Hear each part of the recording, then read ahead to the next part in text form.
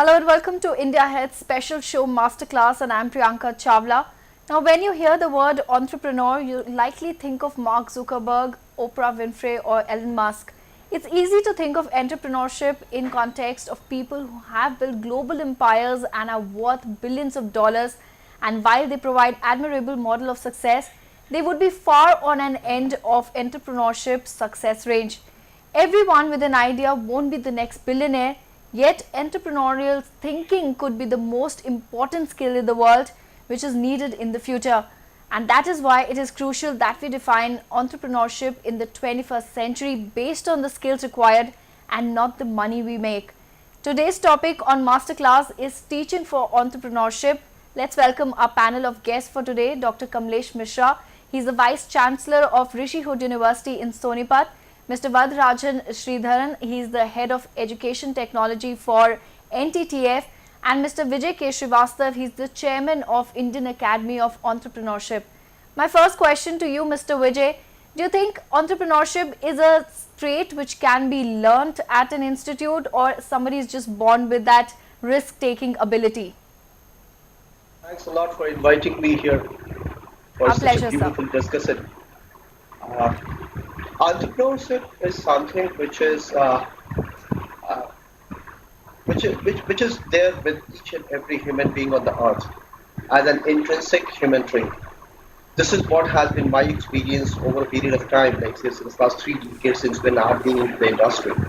Whenever we used to hire people in our organization, uh, most of us, like say our line managers, me as a HR professional or as an educationist, all of us we used to look for one of the traits, that is the person has that is the person Please go ahead. like say, is he capable to carry that entrepreneurial trait in himself? Okay, Right. so that is where it becomes very important. Entrepreneurship is something which is very much inbuilt, intrinsic trait of a human being, which is what generally gets sharpened over a period of time.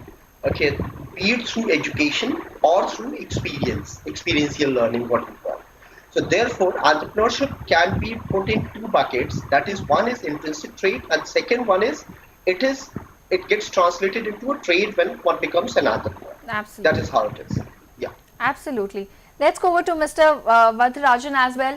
So, do you think that what he was saying, intrinsic and the trait which can be developed, how much do you think Indians are nationally job creators and not job consumers? And how much do you rate the students in the current scenario as entrepreneurs, the future of entrepreneurship in the country? First of all, thank you for having me again here. What Mr. Vijay said is extremely important for everybody to understand. There's a lot of intrinsic traits that is required for being a successful entrepreneur, and there are a lot of these traits which are very native to the person. I mean, India is actually growing as a country from a there's a rising upper middle class, there is a rising middle class population. The aspirations are rising as a country. And entrepreneurship is the only way to kind of create an organic job creation movement. And students, what typically don't get taught about entrepreneurship is that the first step of being an entrepreneur, not necessarily to own a business, but you can also be an intrapreneur, right? So these traits, not necessarily as a job creator, but can I be an employee as an intrapreneur? I can still exhibit those traits, and some of them go right from college to be an entrepreneur. Some of them right from college to become a job creator. Some of them will have their own ladder to get there, right? They Right. will experience a few years of working in an organization before they get there. And during the years of work, it should not be that I'm doing this work as against my wishes, or it's just for my pocket money. They have to look at it as an opportunity to practice entrepreneurship. And when they have the real skills, they can later convert those entrepreneurship skills with their skills, and then bring out some a business or a product in the market and become an entrepreneur and a job creator later. So it is very imperative. We don't currently we're looking at a lot of micro entrepreneurship hubs, and this has been there in India for quite some time.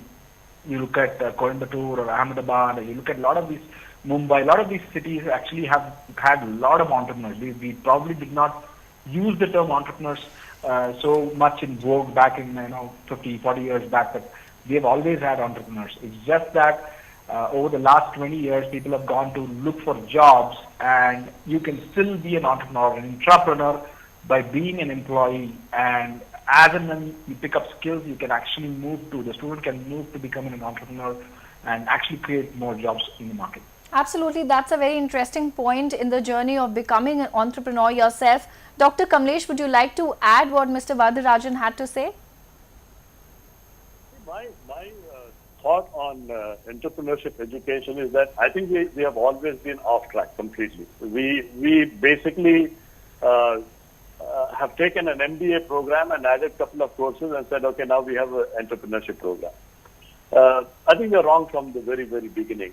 And right now we are structuring a new entrepreneurship program, both at the undergraduate and postgraduate level. And one of the things that we did was to divide this whole 2-year program into 4 stages. And the idea is by the end of the final stage, the student must have a startup which is a registered company. Right. So he goes through those 4 stages. First, they go into what we call as an idea factory. Second stage, they move into what we call a validation lab. That's when all the ideas are validated in those labs. The third stage is they move into a startup garage, and the fourth stage is they move into an incubator. Now, this is applied. Every student who's coming into this program has to have the desire to be an entrepreneur, first thing. If they are looking for a job, then we want them to go into a normal MBA program and not come into this kind of a program. Right. So from the concept of generating an idea to moving into an incubator and planning for the launch of the company is what we train them. In the process of moving from one stage to another stage, we give them academic inputs where it is required. So we don't start away with introduction to marketing. We start talking about marketing when we come to the point where they come to the stage of how are they going to market their products or services that they're going to come. So the idea is that any academic input that is given to the student is given at the stage where it is required in actually setting up and running that company. And therefore, he does not need to memorize this. Right. The whole so it's not about providing information. We always say that it has to be experiential. So how else do you make them experiential unless you are getting them to come into the program and to go out with a degree, and along with that a startup company which is ready to move on. We also, for example, have a school where we have a design program. Now we want these students to actually work with the students in design school to start planning for a design of the product and make prototypes. That's where they work together. Right. So I think the whole idea of an entrepreneurship program is to make it so application oriented. Right. A student doing an MBA, he finishes his MBA, he doesn't know how to register a company. But in this kind of program, they have to actually register the company before they go out. So they have a registered company, right? So only thing we teach in the MBA is that if you want to register a company, go to a CA. Yes. Dr. Kamlesh, you've mentioned 2 points here, that the regular MBA is definitely different from, entrepreneurship, and of course, its practical approach, its application-based program. Mr. Srivastav, your point on the 2 big points which Dr. Kamlesh Mishra just pointed out. What Dr. Mishra is saying is absolutely bang on. The kind of academy which we are running here, Indian Academy of Entrepreneurship, of course, it does not have a blend of these two, like say academic orientation, inculcation of academic traits of entrepreneurial features amongst startups, and plus bookish knowledge. Unlike any other university, here what we are doing, what we are practically experiencing, that when we take our people through the selection process, we invite them to be a part and parcel of our Indian Academy of Entrepreneurship. Okay, we just test and try their abilities under 4 parameters, which may sound to be absolutely abstract. In the sense, we look for the very first trait what we look for is pride in the belief. Second one, what we look for is the person a firm believer of dignity of labor. And has he got the capability to be a multitasker? The third one, what we look for is non-negotiable integrity. The fourth one, what we look for is 24/7 psychological engagement. These four traits, this is what we look for in order to bring that person on board with us. None of these criteria, or none of these traits call for any academic achievement or qualification to be there. And that is where what Dr. Mishra is saying, what Mr. Vardharajan is saying, like say, it is a point to be discussed and it is a point to be deliberated over a period of time, and which is where we are heading to, in the sense that we cannot segregate these two things, like say your practical experiential learning to become an entrepreneur, as well as some of those bookish learning. Rightly quoted by Dr. Mishra, there are MBAs from across the globe, not only from India, from across the globe. There are MBAs, there are certification programs which are being rolled out across the globe, and people are coming on board with just several companies. Okay, they start working and ask them how would you be able to form a company? They don't know A, B, C of that. And there are people, there are entrepreneurs, small scale entrepreneurs with whom we are working, we are nurturing them, we are incubating them and taking them through our 4 stages, what we call initiation, innovation, incubation and acceleration. At the initiation stage, we basically make them understand how to come out of this fear of creating a company, how it's going to be designed, what all are the compliances, okay, and the person starts practicing it. The person starts learning it, irrespective whether he is a 12th pass or he is a, like say, graduate or a master's in business administration, whatever it is. Right. Yes, so that is how it is. Yeah. Absolutely. Another point coming out here, Mr. Vardharajan, do you think there should be prerequisite eligibility criteria for students who want to study entrepreneurship? Because as he also just pointed out that 12th grade can also be an entrepreneur and even an MBA. Absolutely. So, see, here is the deal, right? So, when we have abstracted a few components of a corporate working culture, and we have inducted that into the curriculum, like business English, business communication, project management. These are something that has been inducted into the curriculum. I think the first thing that we have to do as part of the curriculum is to bring in entrepreneurship, or the basic traits of being an entrepreneur, which is common, right? Those need to be kind of a prerequisite learning. Either you do it in the early semesters, and then with that, they need to be able to actually formulate an idea and maybe even pitch in a couple of early ideathons and try to see their idea fail, try to see the idea questioned. I think that failed experience is the best teacher or the best motivation a person can have to want to become a successful entrepreneur. They take those learnings very fast, and then if you give them a structured curriculum on how to form a company or how to break down the idea, how to look at proof of concept, so if you break that down at that point, it is no longer theoretical. They're able to appreciate it because they've already seen their fingers being burnt once. So there has to be a prerequisite in terms of two things. One is in terms of I would say an entrepreneurship kind of an education, prior to when they take this entrepreneurship module. And the second thing is basically having attempted an idea. What are they learning from? What is the idea that you have, tried out, and if it failed or if it succeeded, what was your learning from it? And that has to be kind of presented as a statement of purpose. And that is what should go in selecting people to get into an formal entrepreneurship education. Otherwise, it becomes very theoretical and superficial for the person, for the learner. Absolutely. Dr. Kamlesh, coming back to you, do you agree that entrepreneurship training, which Mr. Vardharajan pointed out, is that required, or there is some other eligibility criteria if we talk about your university when it comes to preparing the entrepreneurs for the future? See, I'm against any kind of barriers that we create in education. See, we have a problem of plenty. Therefore, everything that we do is done with the purpose of eliminating people. How do we eliminate people so that we have a limited number of people to cater with? Would you allow me to take the JEE exam for entry into IITs if I'm not a science student? No, you would not let me, because you have the fear that if I take the exam and I get selected, you will have to take me, right? Right. So the idea is very, very simple. I think we need to open up a little bit more. And I think it's important for us to give a second chance to every student.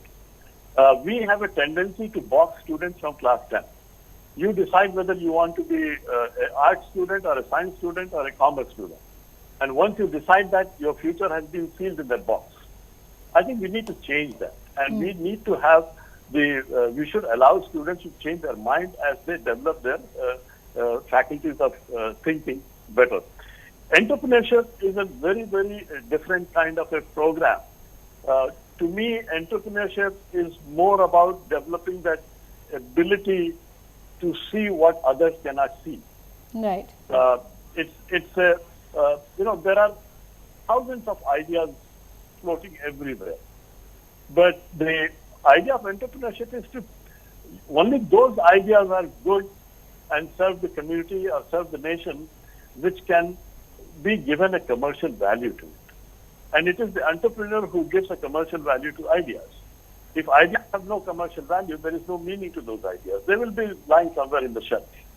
It is because there is somebody who looks at an idea, thinks that there is a commercial aspect to this idea, who is able to create a market, who is able to see things that others were not able to see.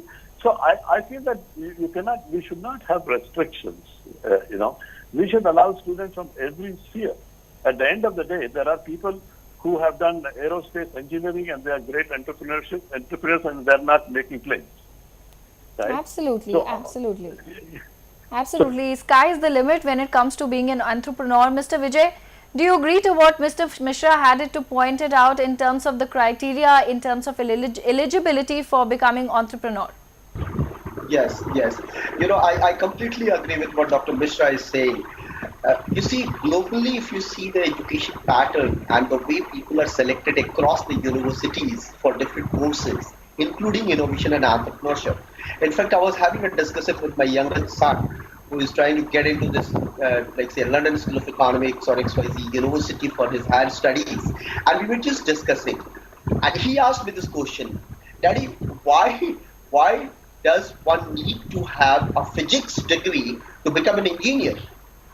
He is having economics and commerce and accounts, but his mind is so very engineered, his mind is so very creative that he can create anything or everything possible out of nothing. So why there is a restriction? For a JEE examination, a person who has got physics, chemistry and mathematics. Okay, maths I can understand. Why physics, chemistry? What is the need? We need to change this. We have to change it. Today I'm going to have, let me tell you, we are going to have some of these brands which are going to be launched under the aegis of Indian Academy of Entrepreneurship, which are going to be created by people who do not have any qualification. Priyanka ji, Dr. Mishra and Varatharajan Saab, let me tell you, in times to come, we will have more and more entrepreneurs, more and more innovators, more and more ideators who are basically going to be Imagineers. They imagine so much, they can visualize things.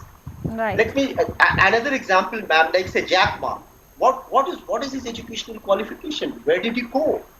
And most of the universities, he opted to go for XYZ University, that is Harvard University, and they refused to give him an admission.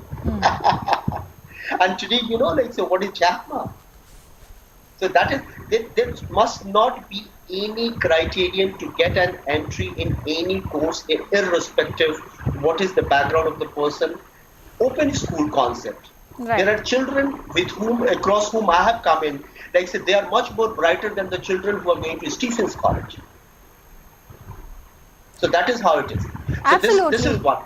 Yeah. And second point, which I would just like to add on, Dr. Mishra was talking about, we have to, unless and until we broaden the horizon of thinking and innovating and make it open for everybody or anybody. Today, under Indian Academy of Entrepreneurship, we have got farmers who are working with us, we have got aerospace engineers, we have got people who are working in the space of aero laser, agri laser, we are working in the space of food packaging, vacuum packaging.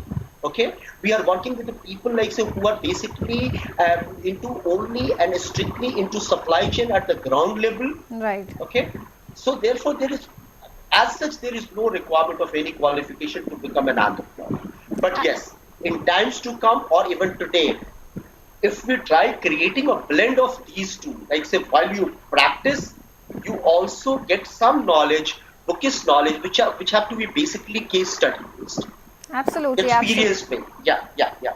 Thank you. See, Jack Ma is just one of the one examples of all the success stories we've seen so far, but there are a lot of struggles as well. That's why we've seen teaching of entrepreneurship also becoming important. If I could ask you, Mr. Vardarajan, what is the expectation from these courses and what is actually being delivered right now? See, I'll answer slightly differently here, right? So most of the cases which you get quoted are people who are success stories. What we don't hear, 92% of entrepreneurs in India fail. I'm a failed entrepreneur. I struggled. I went without salary for 2 years. There's a lot of personal struggle that I've gone through. I've mentored, many educational startups.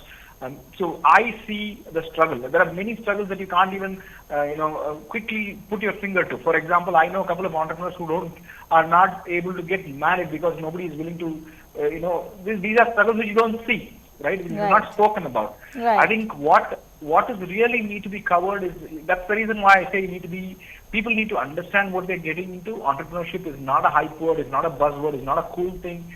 There is a lot of commitment that you'll take. You are going to take the early years of your career life and you're going to take a lot of risk with it. The only currency you're dealing with is your skill currency, and you're going to lose time if you're going to fail, and you're not going to get those time back. Right? And that is the 25 to 30, before you're 28, 29, that is by the time you're 28, 29, you should be in a kind of a comfortable space, because a lot of other life priorities will start knocking your door, right? So that is the reason why I'm always skeptical or probably pessimistic when I say that people need to take a very careful step. Entrepreneurship is not for everybody. People can be good entrepreneurs. I mean, they can be part of an entrepreneurial journey, but good entrepreneurs, they build that skill early on. They try out the skill. They don't wait for a curriculum. So you will see that trait early on in them. They'll not wait for a course to be offered. I've seen kids who are 10 years old, 12 years old, 14 years old, who've started companies, who've employed people with no formal education. So I think for us, the more important thing to teach or cover inside an entrepreneurship course is the failure stories. That's very, very critical for everybody to get a 360-degree view.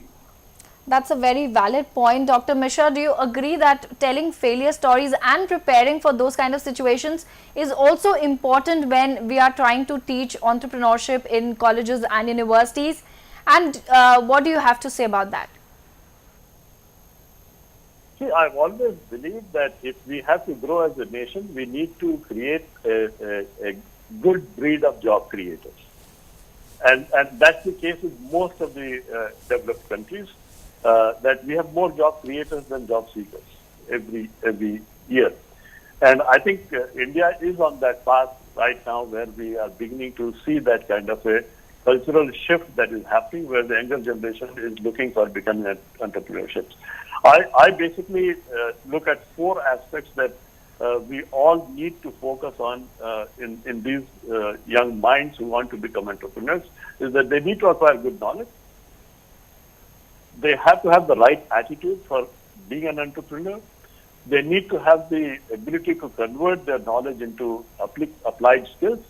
And fourth and most important is they really have to be hardworking. Right. That's the very valid point you've mentioned here. Just last few minutes to wrap up, my final question to Mr. Srivastav. How do you think entrepreneurship laboratories like IAE are relevant in today's time, especially when post-COVID-19 there are going to be much lesser jobs and entrepreneurship is going to be the way of a future, how the future will function? Yeah, I would just like to conclude this, extending what Dr. Mishra was talking about, and answering your question. Uh, the future of this country or the global future of human resources in terms of earning their dignified livelihood is embedded in entrepreneurship only. Because entrepreneurship is a journey which is what is going to create and pave paths for so many people in terms of job creation, in terms of career creation, in terms of entrepreneurial successes. And last but not least, we have to be a great learner. Learner in the sense we have to be learning from all the failed stories, unsuccessful stories, Right. failures of Right. entrepreneurial journey. And entrepreneurship is something which is there. And again, I would like to conclude it with this point that which is there inside each one of us, and it will remain with us. However, what it really needs to be there in the right ecosystem to be sharpened over a period of time. Thank you. Thank you, Mr. Shivasav. You got me thinking as well. As you just said, entrepreneurship skill is within all of us. That's the point we are going to wrap up the show with. Thank you so much for being a part of Masterclass. Thank you so much for watching today's Masterclass, which is about teaching entrepreneurship, which is going to be the future. With that, it's time for me to wrap up this show. To stay tuned, news and updates continue on India Ahead.